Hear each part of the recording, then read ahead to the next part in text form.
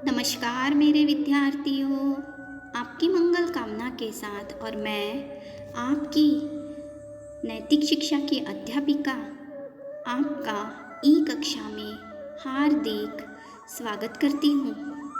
विद्यार्थियों, आज हम कक्षा 5वीं में नैतिक शिक्षा में पाठ 4 मूल शंकर का गृह त्याग और गुरु दक्षिणा का तीसरा भाग अध्ययन करने वाले हैं। इस पाठ के दूसरे भाग में हमने अध्ययन किए थे कि स्वामी मूल शंकर स्वामी पूर्णानंद से उन्होंने संन्यास की दीक्षा ली और दयानंद नाम ग्रहण किया।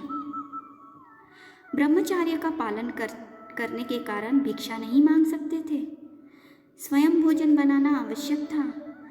स्वयं भोजन बनाने में उनका बहुत समय नष्ट हो जाता था। अध्ययन और ध्यान में बाधा पड़ती थी। लेकिन सन्यासी हो जाने पर वे पके हुए अन्न के भिक्षा के अधिकारी हो गए। अब तो संबंधियों द्वारा पहचाने जाने का भय भी दूर हो गया। यहाँ उन्होंने कई योगियों से योग की शिक्षा प्राप्त की। ओखी मठ के महंत ने उन्हें मठ का उत्तराधिकारी बनाना चाहा। दयानंद जी ने कहा, इस मठ की जितनी संपत्ति है मेरे पिता की संपत्ति उससे किसी अंश में कम नहीं है।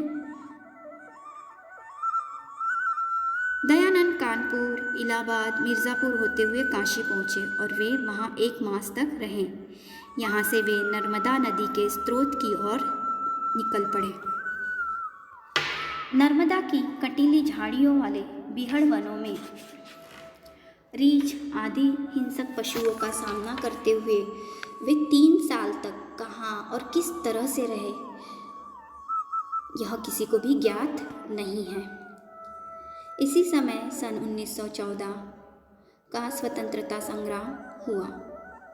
सन 1957 नई खोज या नए अनुसंधान से कुछ विद्वानों ने सिद्ध या साबित किया कि ये 3 वर्ष स्वामी दयानंद स्वामी स्वतंत्रता युद्ध में सक्रिय भाग लेकर व्यतीत किए। इस लंबे भ्रमण काल में स्वामी दयानंद देश के धार्मिक, सामाजिक, राजनीतिक, आर्थिक स्थिति से बहुत अच्छी तरह से परिचित हो गए थे और उन्होंने यह निश्चय कर लिया था कि बिना ज्ञान पाए, गंभीर ज्ञान पाए बिना देश में किसी प्रकार के सुधार और परिवर्तन के लिए आंदोलन नहीं चलाया जा सकता।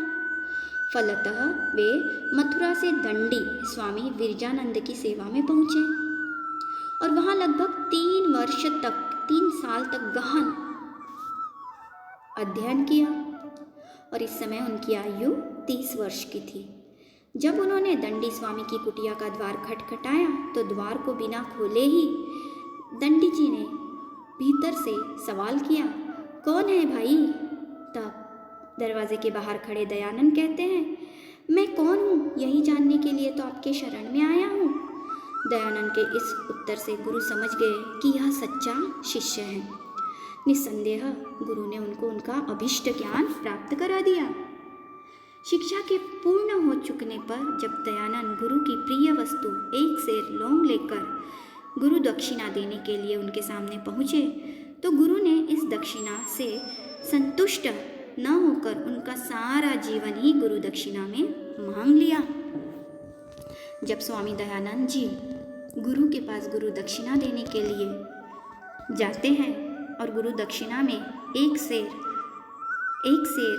लौंग लेकर जाते हैं तो वह संतुष्ट नहीं होते और उनका संपूर्ण जीवन गुरु दक्षिणा में मांग लेते हैं। स्वामी कहते हैं विरजानंद जी कि देश एवं जाति के उत्थान के लिए, देश की प्रगति के लिए पाखंडों, कुरीतियों, अंधविश्वासों का खंडन करो, उन्हें समाप्त करो, सच्चे वैदिक धर्म का प्रचार करो। यह मेरा आदेश है और यही मेरी गुरु दक्षिणा होगी।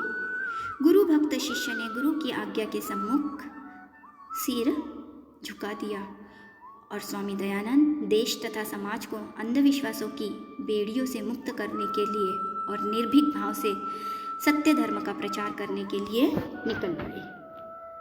विद्यार्थियों, यह पाठ यहीं समाप्त होता है। अब जल्दी से कॉपी और पेन लीजिए। हाँ, गृहपाठ। स्वामी दयानंद ने हठ योग प्रदीपिका पुस्तक को गंगा में क्यों बहा दिया? तो इसका उत्तर है, शव का छेदन किया। गंगा में बहते हुए एक शव का छेदन किया और हठ योग प्रदीपिका में अंकित नाड़ी चक्र से शव की नाड़ियों का मेल न देखकर हठ योग प्रदीपिका तथा इस प्रकार की अन्य कई पुस्तकों को शव के साथ गंगा में बहा दिया। स्वामी जी के अज्ञात 3 वर्षों के बारे में विद्वानों की क्या नई खोज है कि यहीं इस समय सन 1914 या 1957 का स्वतंत्रता संग्राम हुआ था और विद्वानों ने यह सिद्ध किया कि ये 3 वर्ष स्वामी जी स्वतंत्रता युद्ध में सक्रिय रूप से भाग लेकर व्यतीत किए। कुटिया का द्वार खटखटाए जाने पर विरजानंद जी ने क्या प्रश्न किया? यही कि कौन है? स्वामी दयानंद ने क्या उत्तर दिया?